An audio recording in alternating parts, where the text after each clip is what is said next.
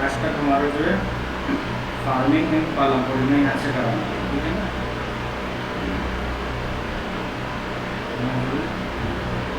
यहाँ से कराना है फार्मिंग इन, उसमें पहला कराना है हमें लैंड इज फिक्स्ड, ठीक। कहते हैं farming is the main production activity, ठीक है ना, इन पालमपुर। तो पालमपुर का जो मेन प्रोडक्शन क्या है वो है फार्मिंग, ठीक है ना। पालमपुर में जो फार्मिंग का प्रोडक्शन है वो उनका मेन प्रोडक्शन है। 75% of the people who are working are dependent on farming for their livelihood, यानी वो अपने livelihood यानी अपने जीवन यापन के लिए वहाँ के जो फार्मर हैं उन्होंने लोग 75% पीपल केवल फार्मिंग के ऊपर डिपेंड है, ठीक है ना। वो अपने डेली की चीज़ों के लिए या जिंदा रहने के लिए या अपने जीवन यापन करने के लिए वहाँ किसके ऊपर डिपेंड है, वो फार्मिंग के ऊपर। और जो विलेज है पालमपुर उसकी लगभग 75% पीपल जो पॉपुलेशन है वो फार्मिंग पर डिपेंड है, ठीक है ना। आगे कहा है उन्होंने दे वैन, ठीक है ना। being of these people is closely related to production on the farms, ठीक है ना। यानी वहाँ के जो फार्मर हैं, ठीक है ना, जो लेबर कृषि फार्मिंग जो है उसकी वहाँ लेबर कैसी है, फार्मर यानी जो जितने भी लेबर है सब किसान लेबर है वो, ठीक है ना। वहाँ फार्मर या फार्म लेबर्स हो सकते हैं। और उनमें भी क्या है, उन लोगों का जो मतलब मोस्टली क्लोजली रिलेटेड है, वो रिलेटेड किससे है, वो फार्म प्रोडक्शन रिलेटेड है। वहाँ के जो फार्मर और वहाँ की जो फार्म लेबर्स किससे रिलेटेड है, जो है उनके फार्म प्रोडक्शन से, ठीक है। आगे देखते हैं।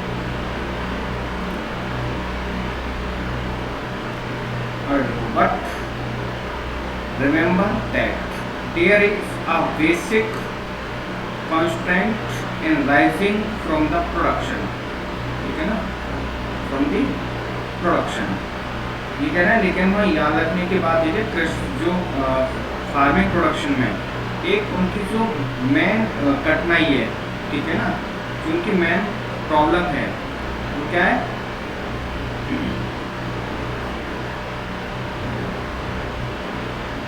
क्या उनकी मेन प्रॉब्लम है, लैंड एरिया अंडर, ठीक है ना, land area under cultivation is partially fixed, ठीक है ना। ये कह रहे हैं जो खेती के लिए जो यूज होने वाली लैंड है वो पार्शली स्टेबल है, यानी फिक्स्ड है कि आप केवल इसी लैंड के ऊपर खेती कर सकते हैं और फिर लैंड है नहीं आपके पास, यानी जो लैंड क्या है वो फिक्स है कल्टीवेशन के लिए, ठीक। सिंस 1916 इन पालमपुर, ठीक है ना, पालमपुर में क्या 1960 से there has been no expansion in land area, ठीक है ना। यानी वहाँ क्या 1960 से लेकर आगे दे रखा है इसमें आज तक, मतलब यानी कि नेक्स्ट पेज पे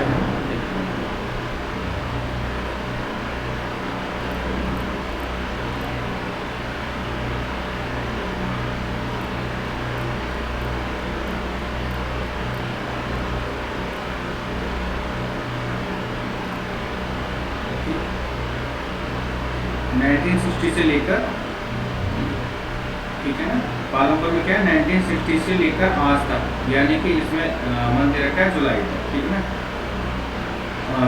जो मतलब लैंड है, लैंड एरिया में कोई भी एक्सपेंशन नहीं हुआ है, यानी कि वहाँ अभी तक कोई भी जो लैंड है एग्रीकल्चर वाली उसमें कोई इम्प्रूवमेंट नहीं है, वो लैंड बड़ी नहीं है, फिक्स थी। यानी कि मान लो 5 स्क्वायर किलोमीटर या वर्ग मीटर जो भी 5 एकड़ जिसे हिंदी बोलते हैं, जितनी पहले थी उतनी ही अभी है, ठीक है ना।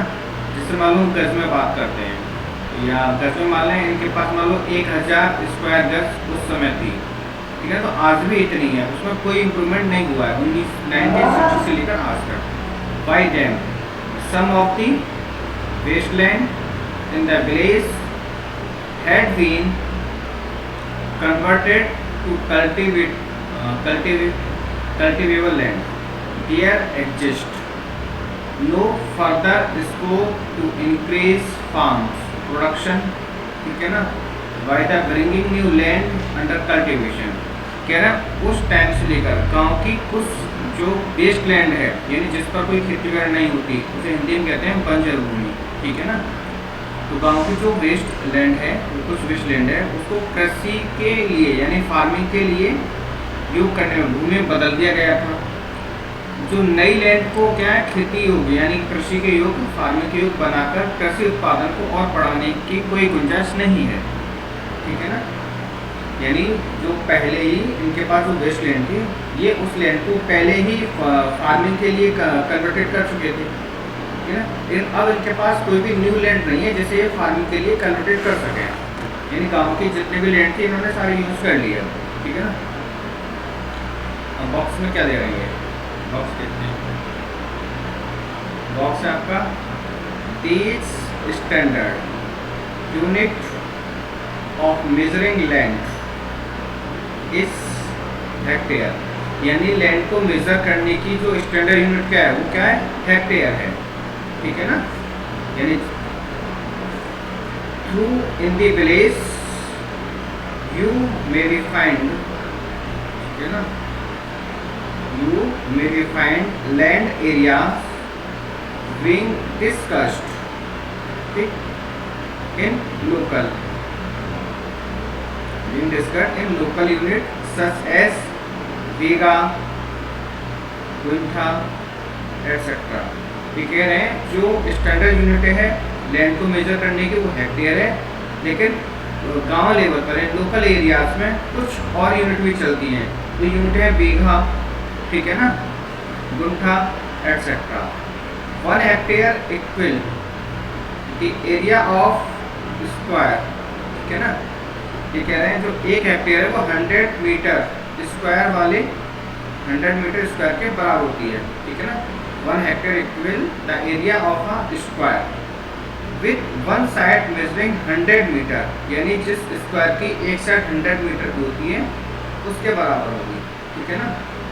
मेजरिंग 100 मीटर, ठीक है ना। जैसे कि मान लो ये एक स्क्वायर है, ठीक है ना, इसकी जो वन साइड है वो 100 मीटर की है, तो ये स्क्वायर है इसका, ठीक है ना। इसके स्क्वायर के बराबर क्या होगी आपकी 1 हेक्टेयर, ठीक है ना। 1 hectare equal the area of a square with the side measuring 100 meter. Can you compare the area? Can you compare the area of 1 hectare field with the area of your school ground? ठीक है ना। ये कह रहा है कि आप 1 hectare के जो ग्राउंड के एरिया की तुलना अपने स्कूल के ग्राउंड से कर सकते हैं, ठीक है ना। आप देखो 1 हेक्टेयर कितना, आपके स्कूल का ग्राउंड कितना है, उसमें कंपेयर कर सकते हो आप, ठीक। तो ये हमारा पहला पॉइंट हो गया, लैंड इज फिक्स्ड, ठीक है ना। पहला पॉइंट है इसमें लैंड इज फिक्स्ड। दूसरा पॉइंट देखते हैं,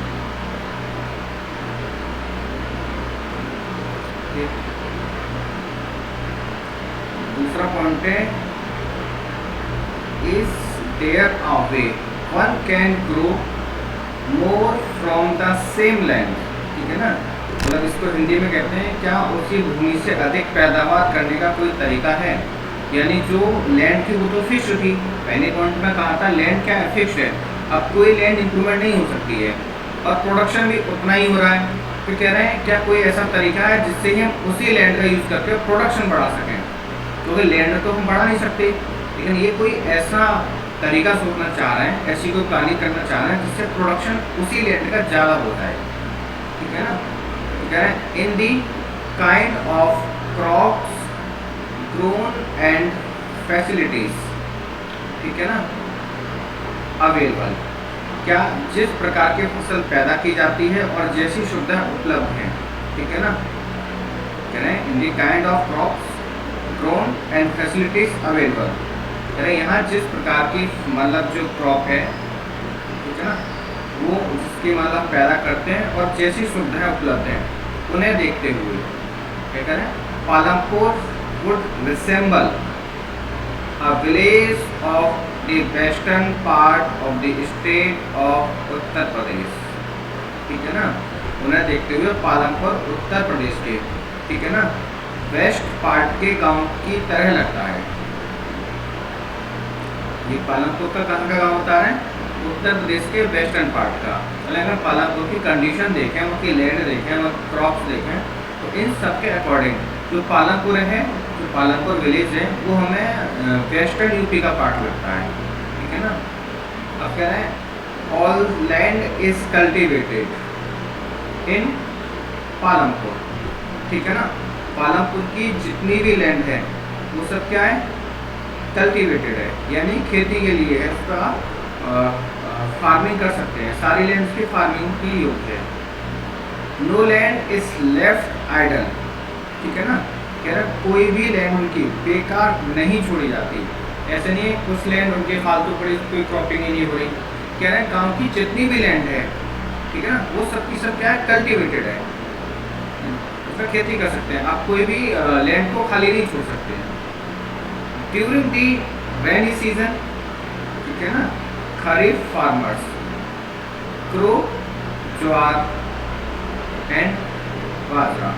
ठीक है ना, ठीक है, मतलब जब रेनी सीजन आता है यानी बरसात के फौरन, उसमें खरीफ में क्या, वो सीजन कब होता है, खरीफ होता है। उसमें जो फार्मर क्या होते हैं, ज्वार और बाजरा की क्रॉप उगाते हैं, ज्वार और बाजरा की फसलों को उगाते हैं। ठीक है ना। आगे these plants are used as a cattle feed। ठीक है ना, इन जो प्लांट को क्या करते हैं, पशुओं के जो कैटल हैं उनके चारे के लिए यूज में लाया जाता है, इसको ज्वार बाजरा को, जिसे रेनी सीजन यानी इसमें खरीफ भी कहते हैं। उस समय जो फार्मर्स ज्वार बाजरा को उगाते हैं, वो सब प्लांट्स उनके खरीफ ज्वार और बाजरा के, वो कैटल के लिए फीड की तरह यूज होते हैं, यानी उनके चारे के लिए। It is followed by cultivation of potato between October and December. ठीक है, क्या है, इसके बाद अक्टूबर और दिसंबर के बीच में ये पोटैटो की खेती करते हैं, आलू की। ठीक है ना। इन दी विंटर सीजन, ठीक, विंटर सीजन क्या कहते हैं, रबी फसल कहते हैं, rabi crop. Fields are sown with wheat. ठीक है ना, यानी कह रहे हैं मतलब विंटर सीजन में क्या है, जो विंटर सीजन है रबी सीजन भी कहते हैं उसे, उस समय जो खेत हैं, जो लैंड है, उसमें गेहूँ उगाते हैं, यानी व्हीट को मतलब हिंदी में कहते हैं गेहूँ। ठीक है ना। अब आगे देखो, from the wheat product produce farmers, ठीक है ना, keep enough wheat for the families consumption and sell the surplus wheat at the market at Raiganj. ठीक है, ठीक है ना। प्रोडक्शन जो गेहूँ प्रोडक्शन किया है उन्होंने गेहूँ का, उस उत्पादित गेहूँ में परिवार के खाने के लिए रखकर बाकी का जो सरप्लस गेहूँ है, ठीक है, उसे फौरन क्या कहते हैं, रायगंज की मंडी में बेच देते हैं। ठीक, यानी जो भी उन्होंने गेहूँ उगाया अपनी जरूरत के लिए रख लिया, बाकी का जो गेहूँ बचा उसे रायगंज की मंडी में सेल कर दिया। ठीक है,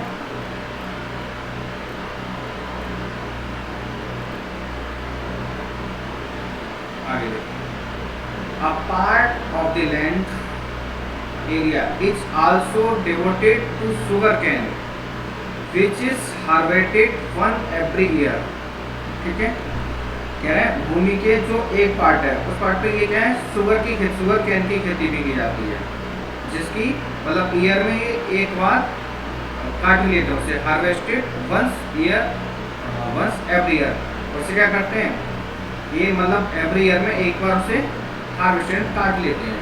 ठीक है, sugarcane it is a row form और as jaggery in sold the traders in Saharanpur.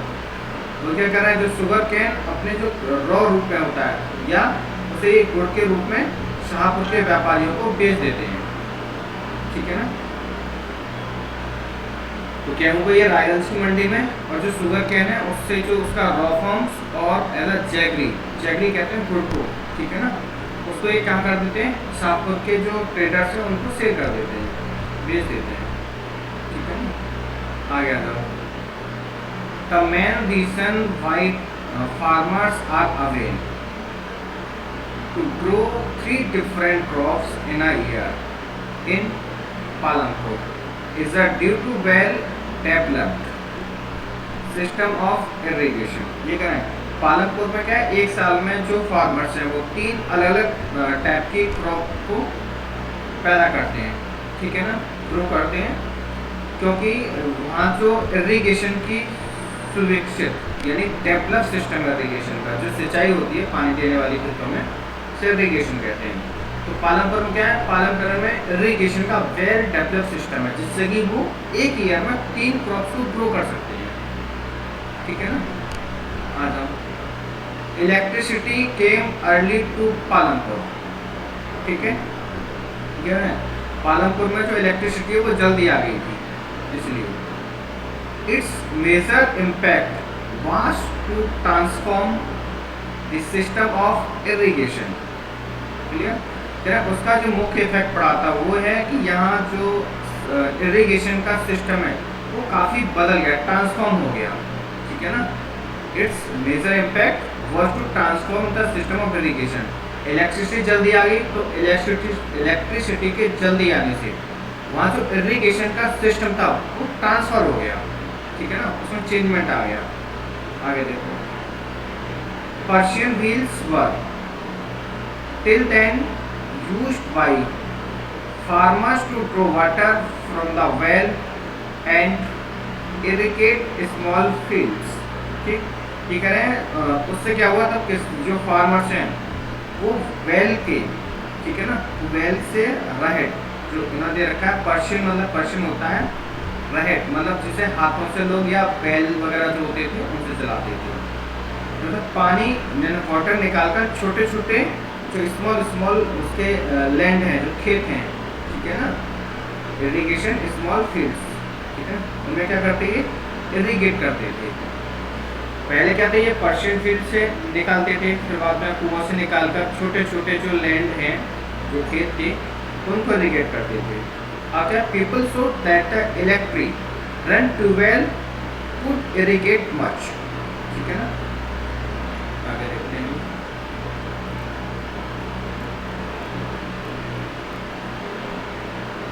could irrigate much larger areas of land, ठीक है ना, क्या हुआ ऐसे, larger areas of land more effectively। ये कह रहे हैं लोगों ने देखा कि जब लाइट से चलने वाले जो ट्यूबवेल हैं, ठीक है ना, उससे ज़्यादा इफेक्टिव ढंग से, ठीक है ना, और एक लार्ज एरिया का इरिगेशन किया जा सकता था, ठीक है ना।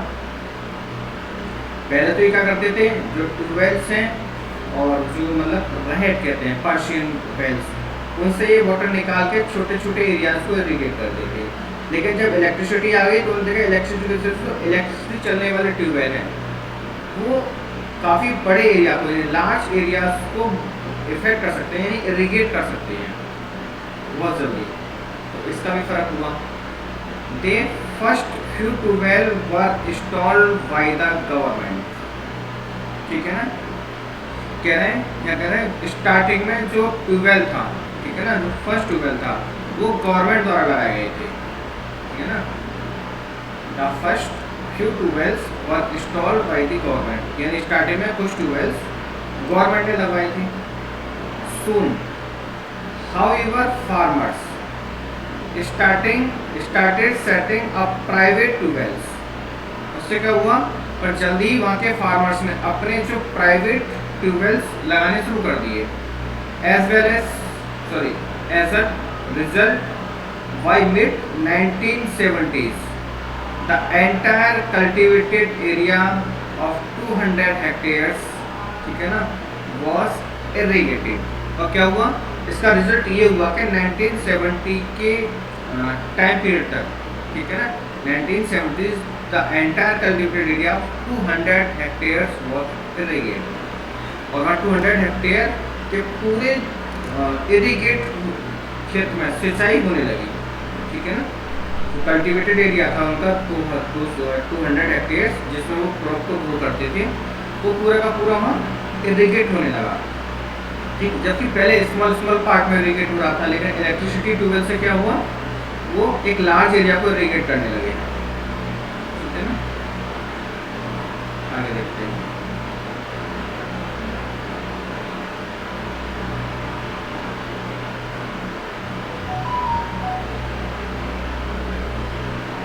अभी कह रहे हैं not all village in India have such high level of irrigation, ठीक है ना। ये कह रहे हैं इंडिया के जो जितने भी गाँव हैं ना, सभी गाँव में ऐसी हाई लेवल की इरिगेशन सिस्टम नहीं है, ठीक है ना।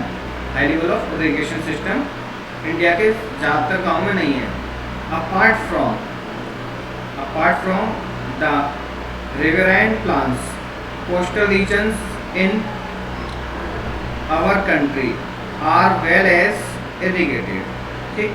ये कह रहे हैं जो नगरीय मैदान है, ठीक है ना, apart from the riverine plans, जो सिटी वाले मैदान हैं, उनके अलावा जो हमारे देश के जो कोस्टल एरियाज हैं उनमें अच्छी कल्टीवेशन, अच्छी सिंचाई होती है, ठीक है ना।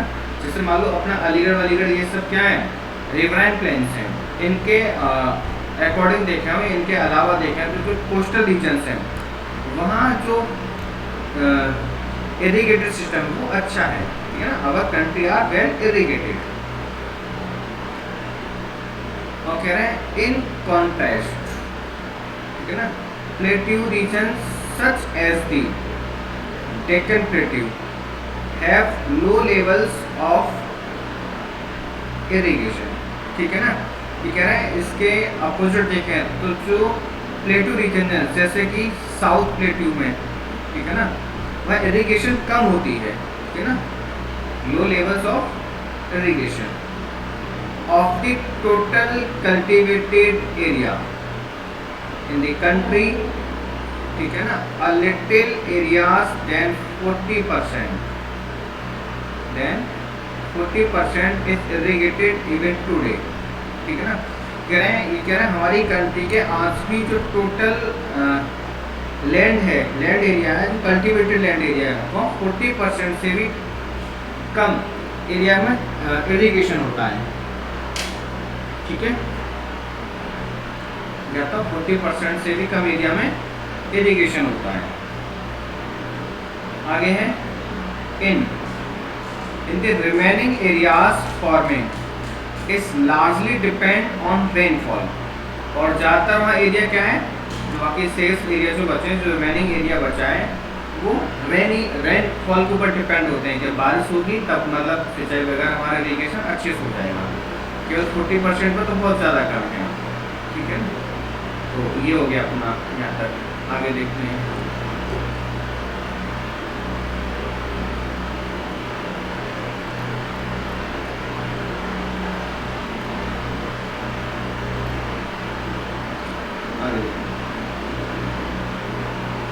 To grow more than one crop on a piece of land during the year is known as multiple cropping, ठीक है ना।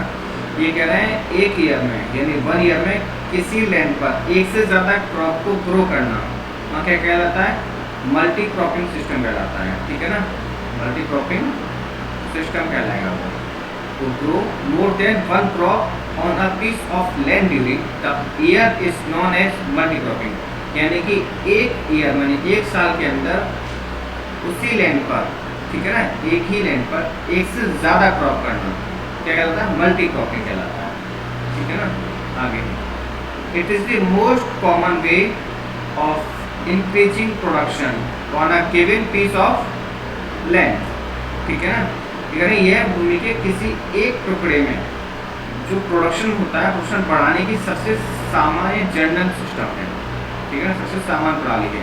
It's the most common way of increasing production on a given piece of land, यानी जो land का एक piece है उसका production बढ़ाना के लिए भी सबसे कॉमन कॉमन वे है जिसमें मतलब उसमें मल्टी क्रॉपिंग कर दो आप। एक ही जो लैंड है आपके पास, मान लो 1 हेक्टेयर लैंड है, उसमें आप एक क्रॉप लगाते हैं, आप उससे क्या उसकी जो साइड से दूसरी क्रॉप लगा दो, ठीक है ना। तो ये एक कॉमन वे है प्रोडक्शन को इंक्रीज करने का एक ही जमीन की लैंड से, ठीक है ना।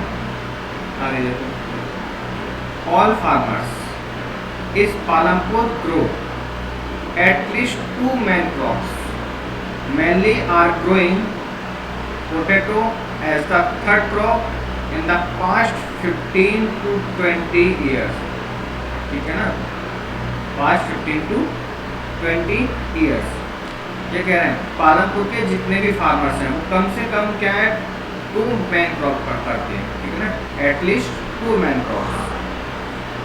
और इसमें कई फार्मर्स पिछले 15 से 20 साल यानी 15 to 20 ईयर्स से थर्ड जो तीसरी क्रॉप के रूप में आलू को उगा रहे हैं, ठीक है ना। क्या है, many are growing potato as a third crop in the past 15 to 20 years.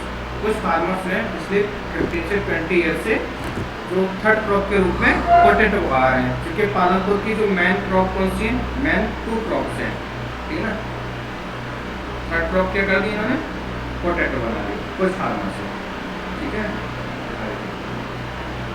ये डायग्राम दे रखा है, ये आपका वीट है, बाजरा, शुगर कैन, पोटैटो, ठीक है ना, डिफरेंट क्रॉप्स हैं ये। कौन से विंटर सीजन की हैं, कौन सी रेनी सीजन की हैं, ठीक है ना, ये आपको देखना है, बता सकते हैं। आगे लेट्स डिस्कस, ठीक है ना। The following table 1.1 so the land under the cultivation is India in unit of million hectares, ठीक है ना। ये कह रहे हैं आपको टेबल 1.1 में 10 लाख हेक्टेयर की एक यूनिट्स में इंडिया में जो लैंड एरिया को दिखाया गया है, ठीक है ना। So the land under cultivation in India in unit of million hectares, ठीक है ना, यानी मिलियन हेक्टेयर्स में क्या है इंडिया में यूनिट्स को दिखाया गया है। टेबल के जो नीचे देखना है, plot is on the graph provided, what does the graph so discuss in class, ठीक है ना। तो ये आपको खुद से करना है, ठीक है। ये कह रहे हैं मतलब टेबल में नीचे जो ग्राफ दिया गया उसे देखना है आपको उसमें चित्र में, और देखना है ग्राफ क्या कहता है, क्लास में इसकी डिस्कशन करना है, ठीक है ना। आगे देखते हैं,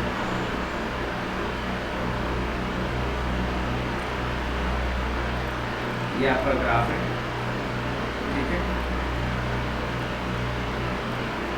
cultivated area over the year 1950 में कितना कल्टिवेटेड एरिया था, 120 मिलियन हेक्टेयर, 60 में 130, 70 में 140, 1980 में 140, 90 में 140, फिर केवल 1 का है। तो पहले भी ये बता चुके हैं कि 1960 या 1970 के बाद वहाँ लैंड एरिया इंक्रीज ही नहीं हुआ, जो लैंड एरिया था वही आज तक है, और उसी पे आपको प्रोडक्शन इंक्रीज करना है। कैसे करेंगे, मल्टी क्रॉपिंग कर सकते हैं आप, ठीक है ना, इसलिए। और ये इन्होंने ग्राफ भी दिया है, इसमें देखो 1940 फिक्स चल रहा है इनका, इंक्रीज नहीं हुआ यहाँ पर, ठीक है ना। आगे देखते हैं,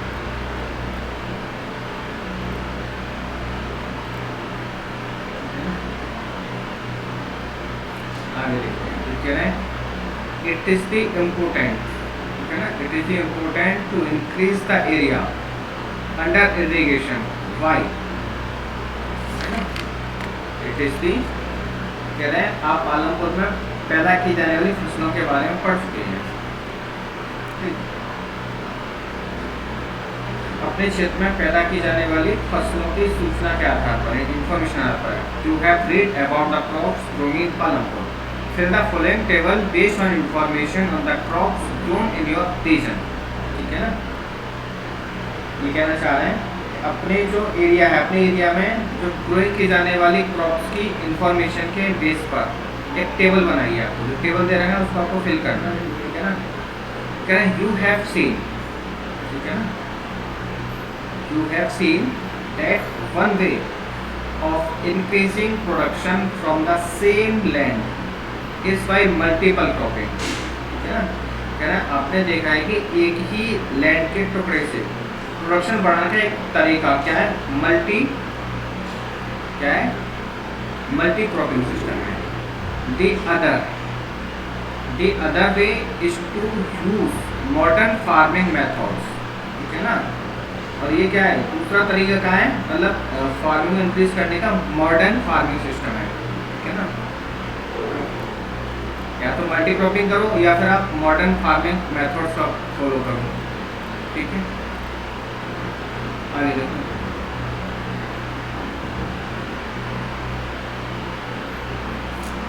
for high yield is measured as crop produced on a given piece of land during a single season, ठीक है ना। ये कह रहे हैं जो प्रोडक्शन है, yield is measured as a produced on a given piece of land, ठीक है ना। ये कह रहे हैं उपज को भूमि के किसी टुकड़े में एक ही सीजन में, ठीक है ना, पैदा की गई फसल के रूप में मापा जाता है ना। यानी जो प्रोडक्शन हो रहा है, जो प्रोड्यूस कर रहा है, ये उससे कह रहा है एक ही सीजन में जो लैंड से क्रॉपिंग हुई है, ग्रोइंग हुई है, उसको मापते हैं। Till the mid 1960 the seed use is cultivation were traditional ones with the relatively low yield, ठीक है ना। 1960 के टाइम पीरियड से के दशक से के मध्य तक, ठीक है ना, 1960 the seed used in till the mid 1960, यानी 1960 के मध्य तक, बीच तक खेती में जो पारंपरिक बीजों का प्रयोग किया जाता था, उनकी जो उपज थी वो बहुत ज़्यादा कम थी, ठीक है ना।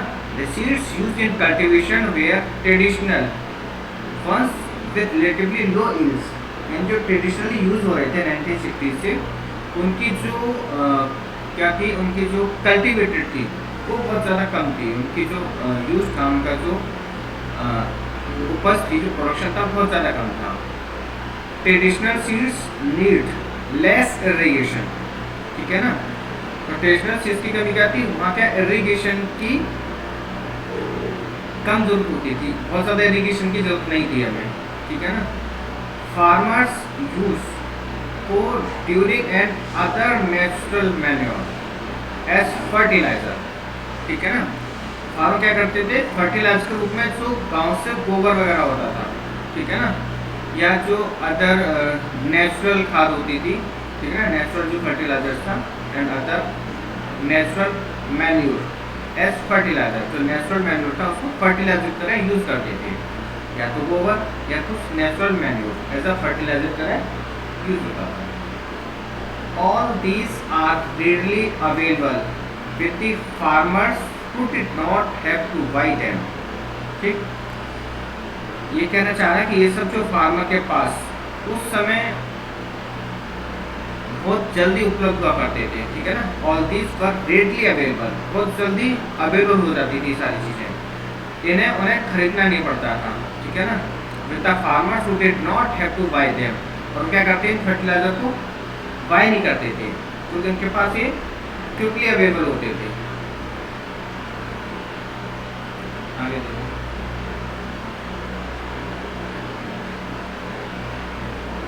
The Green Revolution in the late 1960s introduced the Indian farmers to cultivated of the wheat and rice using the high-yielded varieties of seeds. ठीक है ना, 1960 के ग्रीन रिवॉल्यूशन, लेट 1960 यानी लेट 1960 के में जो ग्रीन रिवॉल्यूशन है, भारतीय किसानों को, जो इंडियन फार्मर्स थे, ठीक है ना, उनको बहुत ज़्यादा क्या कल्टीवेशन, ठीक है ना, of wheat and rice high yielded varieties, ठीक है ना, अधिक उपज वाले बीजों के द्वारा, SYV क्या है, हाई यील्डेड वेराइटीज, जो बहुत ज़्यादा प्रोड्यूस करते थे, बहुत ज़्यादा उपज होती थी उनकी, के द्वारा व्हीट और चावल, व्हीट और राइस की खेती करने के तरीके सिखाए, ठीक है ना।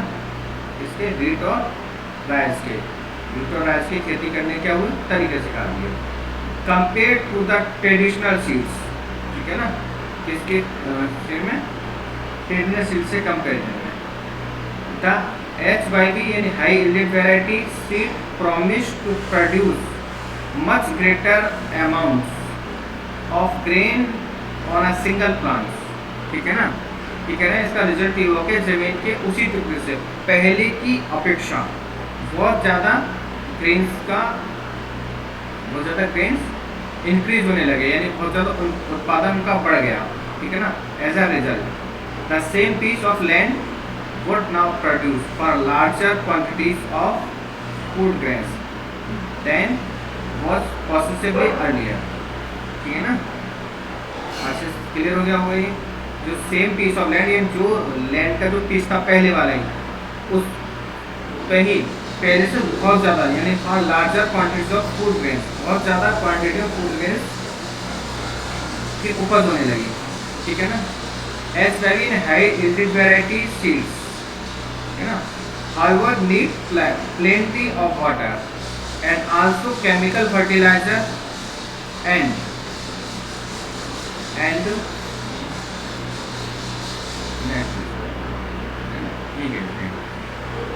ये कह रहे हैं कि यद्यपि जो बहुत ज़्यादा उपज थी वो प्रजातियों वाले जो अलग अलग वैरायटी के बीज थे, उनके अधिकतम उपज पाने के लिए बहुत ज़्यादा पानी और केमिकल फर्टिलाइजर और कीटनाशकों की को जरूरत होती थी, है ना।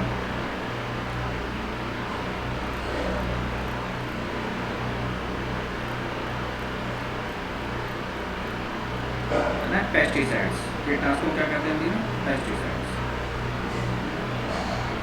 तो उन बीज से जो HYV बीज थे पेस्टिसाइड, उनसे बहुत ज़्यादा करने के लिए क्या चाहिए था, कई सारी चीज़ें चाहिए थी उनकी ज़्यादा। एक तो उनको वाटर ज़्यादा चाहिए, केमिकल फर्टिलाइजर चाहिए और पेस्टिसाइड की नीड हुआ करती थी।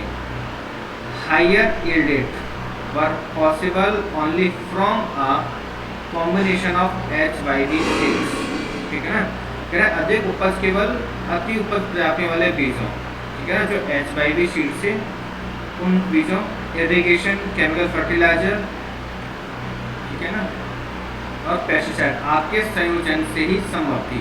एंड इरिगेशन, केमिकल फर्टिलाइजर और पेस्टिसाइड जब इनका कॉम्बिनेशन अच्छा होता, ठीक है ना, आपको मतलब एक हाई क्वालिटी का सीड्स चाहिए, फिर अच्छी इरिगेशन चाहिए, अच्छा केमिकल फर्टिलाइजर चाहिए, अच्छे पेस्टिसाइड चाहिए। जब इन सभी का कॉम्बिनेशन होगा तो आपकी जो प्रोडक्शन है, ठीक है ना, प्रोडक्शन पॉसिबल है वो बहुत ज़्यादा हीज हो जाए। Higher yield were possible only from a combination. जो हायर यील्ड जो पॉसिबल है वो केवल कॉम्बिनेशन से पॉसिबल होता है। कॉम्बिनेशन किसका, HYV seeds, irrigation, chemical fertilisers और पेस्टिसाइड्स का। ठीक है,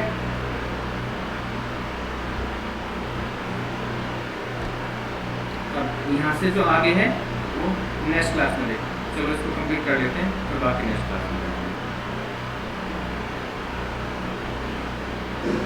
हैं। Farmer of Punjab, Haryana and western Uttar Pradesh were the first to try out of modern farming method in India। तो इंडिया में क्या है, सबसे पहले कहाँ के फार्मरों ने ये मॉडर्न मेथड को फॉलो किया था, पंजाब, हरियाणा और वेस्टर्न यूपी। ठीक है ना, जो मॉडर्न मेथड से फार्मिंग की इनको फॉलो किया। The farmer in these regions set up tubewells for irrigation and made use of HYV seeds, chemical fertilizers and pesticides in farming। ठीक है ना, क्या हुआ क्या इन लैंड में कि जो फार्मर ने खेती के लिए क्या है अपने ट्यूबवेल्स लगाए, HYV बीज, केमिकल फर्टिलाइजर्स और पेस्टिसाइड्स का यूज़ किया। Some of them what from machinery like tractor and thresher. ठीक है ना, और उनमें कुछ ट्रैक्टर और फसल मतलब ढाने के लिए कुछ मशीनें की जरूरत थी। ठीक है ना, which made plugging and harvesting faster, जिससे क्या हुआ प्लगिंग और हार्वेस्टिंग बहुत फास्टर हो गया। They were rewarded with yield of wheat. ठीक है ना, जिससे क्या वहाँ जो हार्विंग यानी प्लगिंग यानी कि उसे कहते हैं जुताई और हार्वेस्टिंग यानी काटना। ठीक है ना, काम में तेज कर दिया गया, जिससे क्या ट्रैक्टर थ्रेशर से स्पीड से होने लगे और इससे क्या उन्होंने वीट की ज़्यादा पैदावार होने लगी।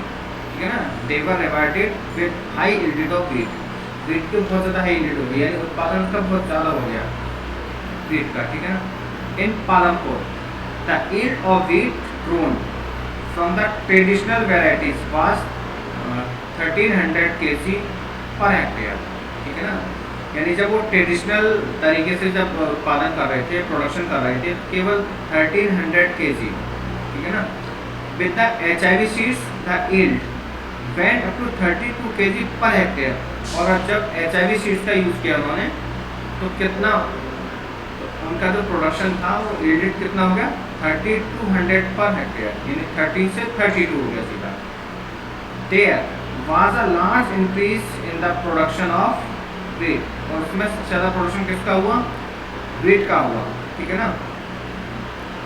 Farmer now had greater amounts of surplus wheat to sell in the market, ठीक है ना। और जो सरप्लस व्हीट था उन्होंने क्या किया, उसे मार्केट में सेल कर दिया, ठीक है ना। आज के इतना, बाकी का इससे आगे लर्न करेंगे नेक्स्ट क्लास में।